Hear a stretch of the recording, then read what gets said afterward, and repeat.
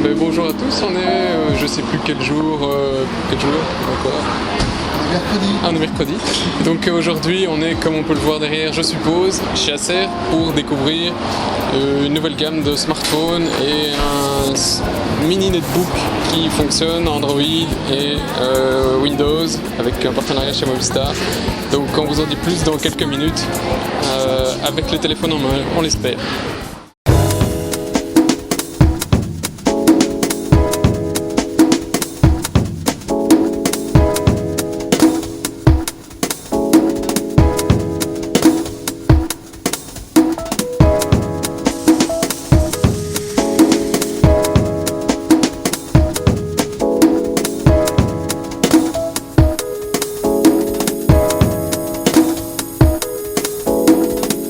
Donc à faire avec les smartphones, ici on a un Aspire One qui est normalement, si j'ai bien compris, vendu en partenariat avec Movistar. Dual load, donc on a le droit à Windows, Android. Par contre, C'est pas tactile. l'écran est pas tactile. Et à la souris Android, ça donne quoi? C'est sincèrement c'est assez bizarre quand on a l'habitude de l'utiliser sur son GSM. Et alors ici on a quoi? Voilà, on retourne sur Windows, on va pas y aller tout de suite. Le marquet, à quoi ça Question, c'est un pur switch ou bien c'est reboot complet On y arrive, un instant, on y arrive. On voit vraiment que c'est pas prévu pour un écran de netbook encore pour le moment. La moitié de l'écran est vide.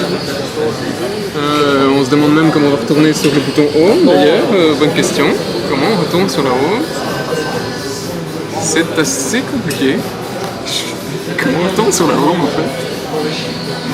Escape. Ah putain, c'est pratique. Donc clavier obligatoire. Allez, on essaye de retourner sur Windows. Hop, Windows.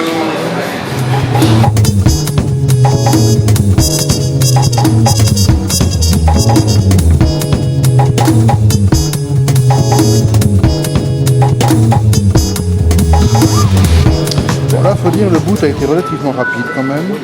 Tu trouves? Bah, T'es patient. écoute, Est-ce qu'il y a un bouton Android de la même manière comme... Acer Configuration là. Ouais.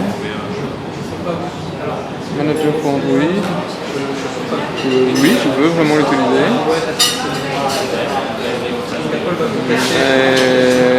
Ok, donc c'est au boot qui est un choix, c'est un bête dual boot avec un petit truc Android fait par Acer.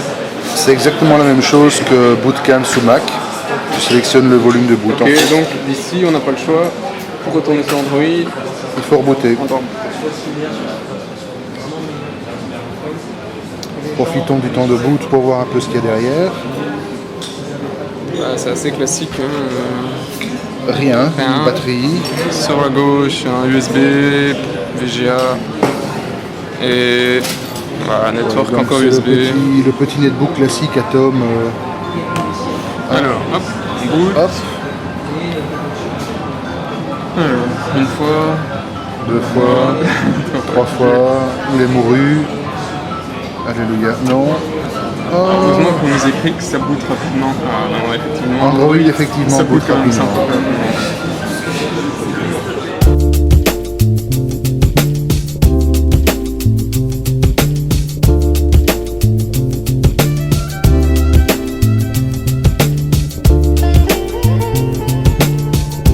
Allez, bon, on joue avec le bitonio. Non, la molette là, vraiment chouette. Il n'y a pas de photo, donc on a que dalle. Le super Ferrari qui coûte quand même quoi? Ça passe de 379 à 499. 479. 499, donc on fait 120 € pour avoir le fond d'écran Ferrari et la super couleur avec le logo Ferrari. Et c'est tout léger. Voilà, classique Android, ça va, c'est pas encore. Sauf les applications, ici ça bouge mine de plus. rien, on parle quand même d'un processeur de la mort qui tue, donc Celui-là, ici c'est un 768 MHz, donc c'est quand même pas un Snapdragon de la mort qui tue. C'est pas. Ouais, en fait c'est assez réactif, mais je suppose que c'est du 2.1. Alors, les settings, où est-ce qu'ils l'ont caché ici? De jeu. Ah, ils ont un petit peu bidouillé avec un pseudo effet 3D au-dessus en dessous, c'est amusant, mais bon, sans plus. Et je vais les retrouver. Hop, settings. Sound and display. Finger volume. Phone ringtone, là, il est là. Yep. Alors, Monte Carlo. Évidemment, je sais pas, on va entendre. Ça n'a pas l'air vraiment très Ferrari. Mais je suppose que c'est ça. Ouais, Championship. Donc on a payé. Ça ressemble plutôt à la bande-annonce d'un jeu, la bande sonore d'un jeu.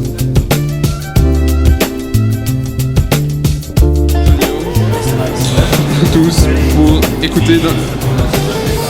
Par contre, ça n'a pas l'air d'être chose, mais ça c'est plutôt assez. C'est moche. Et le logo Ferrari, il est même pas collé droit quoi.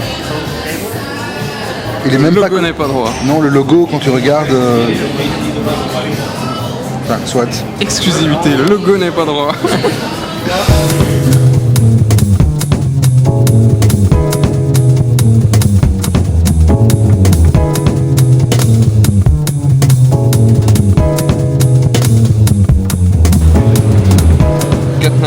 avec la possibilité de regarder à l'écran ici. Je sais pas ce que ça donne quand on le filme, mais bien. En c'est réalité, bien lumineux, c'est de la MOLED. Ouais, ça donne vraiment pas mal. Avec un Acer UI comme ils disent, donc en gros l'interface Acer qui... C'était quoi? Oh, les super photos. Ah, et ça c'est l'historique de toutes les applications que j'ai utilisées. Ah, c'est étrange en fait. Alors il y a des jeux, le Gaslight, Windows. Je ne sais pas ce que c'est, mais...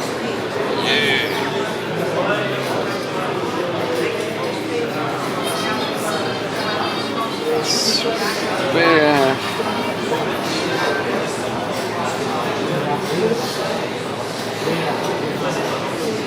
Ah ouais, donc ça fonctionne avec un accéléromètre. Et tu voilà. t'es planté, t'es mort. C'est aussi bien qu'avec les animations du mardi. Le truc flash, j'ai réussi à jouer 10 secondes. Super, comment on retourne ?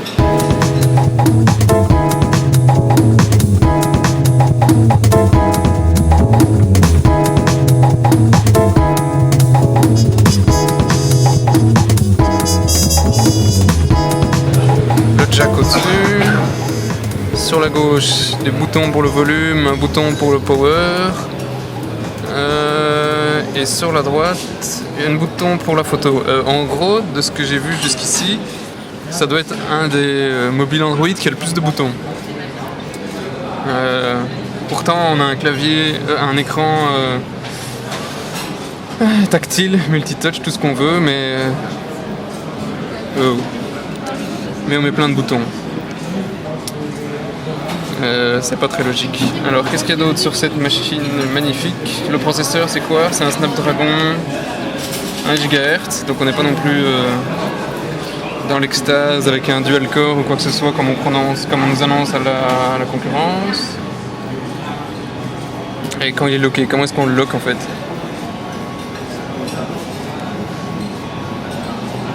On va l'éteindre. Wow. Ok, et là il est bloqué. Et bloqué, on a quand même encore droit à des applications, c'est-à-dire que même bloqué dans votre poche, il bouffera du data. Ouais. Parce qu'il se connectera à une foule de trucs. On peut encore se faire avoir juste en ayant appuyé sur le bouton ici, à faire une recherche Google. Ah voilà. Et là on arrive à Slide to Access. Les events. Non, ok. La météo. Est-ce qu'on peut faire... Ouais, on peut faire un play. Donc on peut aller par mégarde lancer sa musique. Bon, hein, on mettra peut-être pas le widget. Et c'est à peu près tout. Et on a le slide pour le débloquer. Magnifique. Hein. Bon. Il y a aussi le FM avec RTS. Alors, ils ont caché on voit tout de suite qu'on n'est pas sur un AMOLED. Hein. Non, l'écran est assez lamentable. C'est du capacitif, c'est pas du capacitif ce truc. Ok. Bon alors effectivement, on est de nouveau sur un Android, ça ne change pas. L'écran est assez petit quand même. C'est du petit, hein. C'est pas plus grand qu'un BlackBerry de toute façon, c'est clairement la concurrence.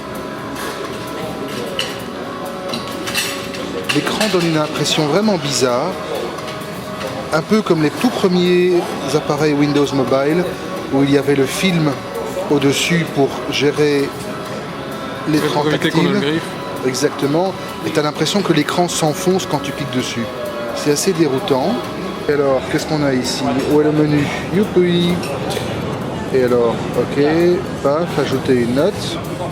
Et que donne le clavier? Donc,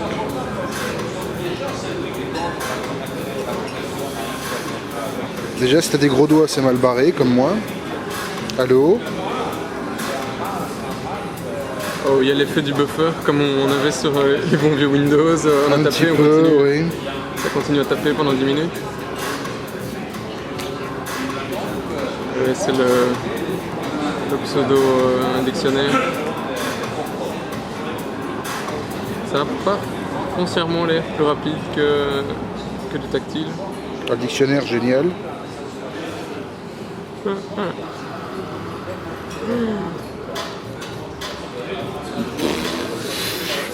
Non, franchement, c'est pas l'extase. Alors, vraiment pas. C'est assez impraticable en fait. Le toucher est assez déroutant, c'est pas agréable.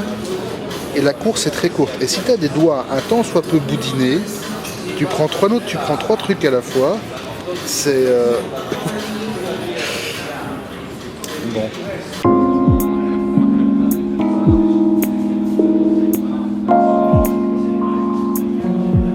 Alors, franchement, Acer. Alors, franchement, bref, un peu déçu. Des modèles qui ressemblent à du HTC, du Sony. Il y en a un qui fait effectivement un petit peu différent des autres au niveau de l'user interface, mais pour le reste, c'est assez basique. C'était quand même marrant de voir que celui qui avait l'air le plus solide, c'était le plus bas de gamme. C'était le truc qui était le plus lourd parce qu'ils ont collé une batterie monstrueuse dessus. Mais leur fameuse exclusivité avec du Ferrari partout, c'est le machin kéké à fond. Ouais. Le petit baraki qui va effectivement être content d'avoir sorti son GSM qu'il a payé assorti à sa casquette et à sa veste, oui. Mais alors que bon, voilà, c'est un téléphone rouge avec un autocollant qui est même pas droit. Qui n'est pas droit, donc c'est pas exceptionnel en soi. Sinon, au niveau de ça, Acer, on a un petit peu l'impression qu'ils sortent des GSM à la volée comme ça, 4 d'affilée. Bon, à part qu'effectivement Acer nous expliquait qu'en Belgique ils font qu'une conférence par an, qu'il y en a qui ont 2-3 mois. Mais bref, c'est plein de GSM d'un coup. Alors que, comme si on sortait la nouvelle gamme de télévision ou de lave-linge, alors que c'est des GSM, c'est du smartphone, c'est tendance. C'est un truc qui doit rouler vite, c'est un truc qui doit être renouvelé régulièrement. Une gamme avec 4 nouveaux GSM par an, ça le fait pas. Et surtout que là-dedans, il n'y en a aucun qui est vraiment waouh.